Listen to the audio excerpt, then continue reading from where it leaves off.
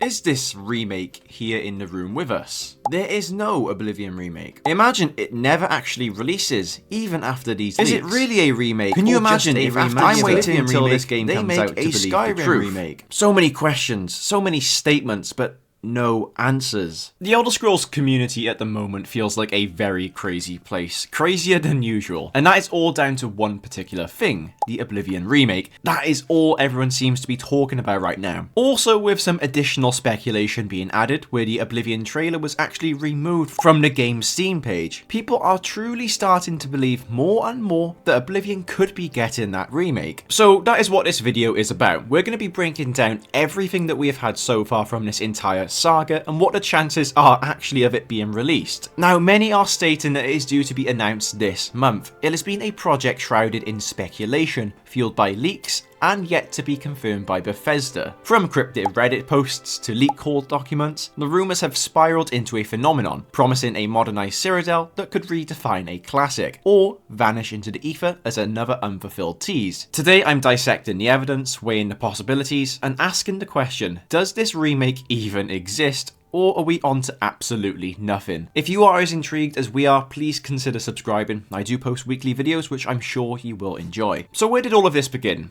Well, let's rewind to July 2023. Picture this, a random Reddit post drops from someone claiming to be an EX Virtuos employee. Virtuos, if you didn't know, is the studio that is porting everything from Dark Souls Remastered to that Outer Worlds Switch glow-up. Anyway, this guy or gal, who knows, says that they have been working with Bethesda on an Oblivion remake. Not a remaster, a full-on rebuild. No pics, no proof, just basically a wall of text about new systems and a next-gen polish. The post is up for like a day before it vanishes, deleted, banned, or yeeted into the void. Very sketchy, but it was enough to light the fuse. Elder Scrolls fans starved since Skyrim's 17th release latch onto it like it's gospel. Then in September 2023, things get even juicier, the FTC vs Microsoft trial. The whole Activision Blizzard buyout drama spills some beans for us. Leaked court documents showed an internal Bethesda roadmap from the pre-acquisition days. There it is, in black and white, Oblivion Remaster. Penciled in for the fiscal year 2022. Not a remake, mind you, again, a remaster. Now, COVID is a thing, delays did happen, so Fallout 3's remaster was also on that list too, and hasn't shown up either. But it was a genuine official Microsoft paper. Suddenly, that Reddit whisper doesn't sound so crazy. Could a remaster have morphed into something bigger? Fans start connecting the dots and Bethesda's quiet. Microsoft's got cash, but maybe this is real. Fast forward to 2024 and the rumour mill is churning now. Leakers like Nate the Hate, who's called some shots right before, jump in. It's not a remaster, it is a remake. Unreal Engine 5, Virtuos leading the charge. All of these details trickle out. Things like stamina is less punishing, sneaking's got more depth, archery doesn't suck. It sounds like the dream, but still no trailer or anything announced. But then there's more. A Virtuos dev's LinkedIn profile pops up listing unannounced Unreal Engine 5 remake for the PS5, Xbox Series and PC. Dates line up. 2022 start, late 2025 finish. No title, but the internet is like, Oblivion. Coincidence? Maybe. Or just a sneaky resume flex. Maybe it's even some entirely different project, but it just had fans on the edge of their seats. And then obviously the news as of a few days ago, if you haven't already heard it. That was that the Oblivion Game of the Year Steam page has been updated, with the trailers removed. This usually happens before remakes/remasters get released, so this led people to think that the announcement could be very soon. Now this leads us to today, where the Oblivion remake has reached an all-time high in terms of interest. Though not without its setbacks. In January, Nate the Hate, the leaker who correctly predicted Starfield's delay, reaffirmed his stance. The remake was targeted for June 2025. He described a project helmed by Virtuos, leveraging Unreal Engine 5 with enhancements such as refined combat mechanics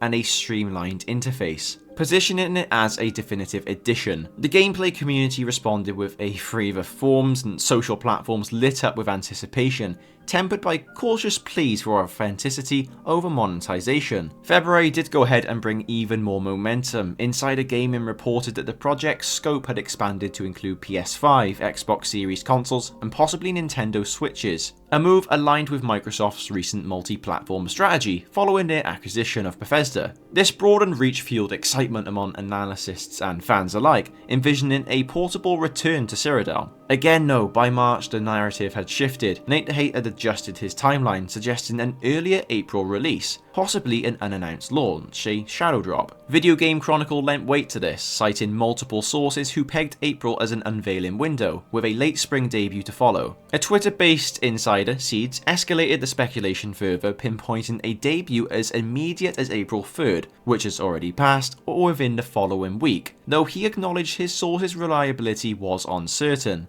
Yet, a pivotal moment arrived on March 20th, Oblivion's 19th anniversary. Bethesda issued a simple happy anniversary statement via social media, devoid of any subsequent update. This disappointed many who had anticipated a reveal to mark the occasion, and it deepened a growing divide.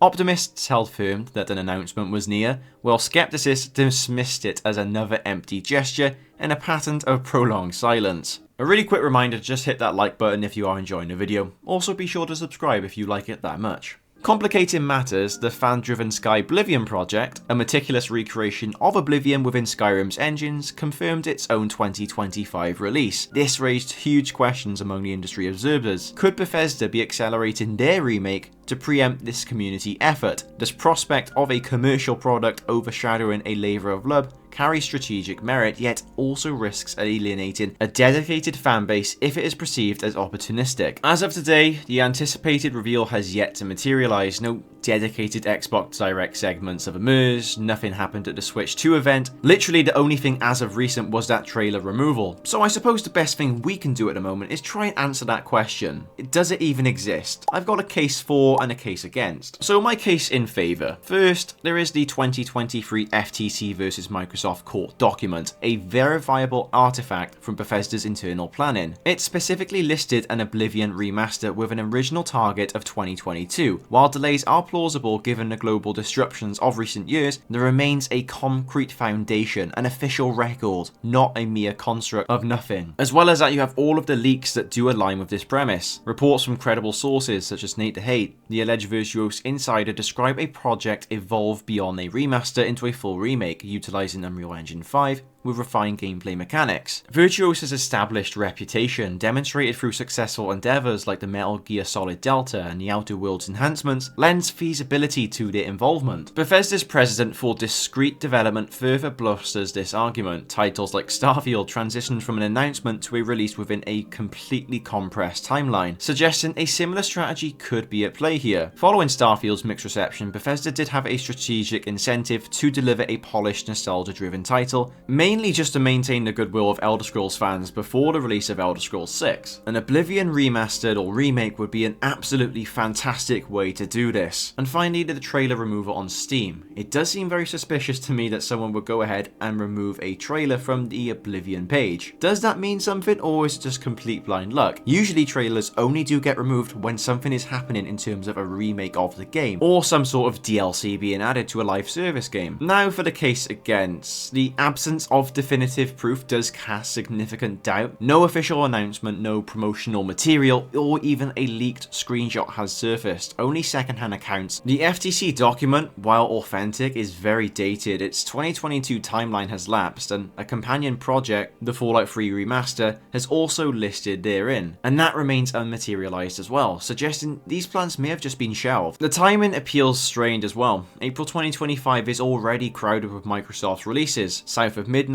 and Indiana Jones, The Great Circle, ports among them, making an unheralded launch logistically improbable. As well as that, from a business point of view, does it really make sense to go ahead and shadow drop something? Especially something this big. Wouldn't you want to go ahead and build hype behind a release like this? If it was coming out in April, why would you announce it and then release it in the same month? It just doesn't seem like something Microsoft would do. Now, what is my opinion, if you do care at all? Well, I'd like to believe that this is coming out. Maybe we will get some sort of announcement, however, but I just don't see an April release. I like to think that there is a lot of genuine evidence that really does help support this remake coming out. I, of course, think it would be a fantastic treat for everyone in the Elder Scrolls community as well. I think a lot of people would enjoy this game, and I think it will be accessible to everyone, especially if put on Game Pass. However, I do also think the community is getting into a pretty dangerous space. We are going to most definitely blame Bethesda if nothing does get released, but they didn't exactly promise us anything in the first place. If you're sort of like a neutral in this entire thing, if you haven't really got an opinion, if you you think it will come or won't come, I think you're in the best possible place right now. Set yourself up for failure, and anything else that is a bonus is a positive. If we do get this game, it is a positive. Just don't expect it to come out is what I'm thinking. I wish I could think that way, however. The community and everyone has just been getting so excited potentially about something that doesn't exist, and that is maybe where you're going to be let down. Watch me release this video and then the game get announced tomorrow as well, by the way.